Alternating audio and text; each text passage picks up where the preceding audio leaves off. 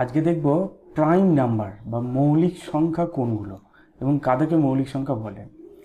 যে সমস্ত সংখ্যাকে এক এবং সেই সংখ্যা ছাড়া অন্য কোনো সংখ্যা দিয়ে ভাগ করা যায় না তাদেরকে বলে প্রাইম নাম্বার বা মৌলিক সংখ্যা।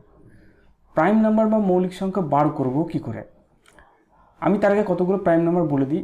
যেমন তোমার 2, 3, 5, 7, 11, 13 এগুলো হচ্ছে প্রাইম নাম্বার, কারণ এগুলোকে এক এবং সেই সংখ্যাটা ছাড়া আর অন্য কোনো সংখ্যা দিয়ে ভাগ করা যায় না।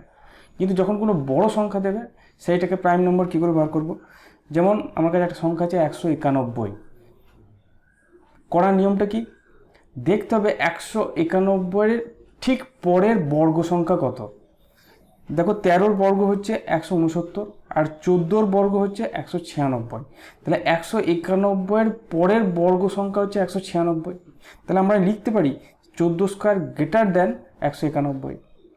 এবার দেখতে হবে যে 14 নিচে কি কি প্রাইম নাম্বার আছে। 14 নিচে যে প্রাইম নাম্বারগুলো আছে সেগুলো হচ্ছে 2, 3, 5, 7, 11 আর 13।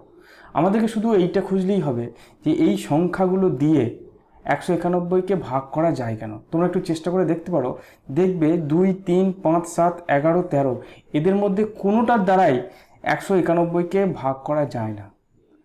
তাহলে আমরা বলতে পারি 191 হচ্ছে প্রাইম নাম্বার। খুব সোজা হিসাব। অপরদিকে আরেকটা এক্সাম্পল দেখি, 57, 57 ঠিক পরের যে বর্গ সংখ্যাটা আছে সেটা হচ্ছে 64।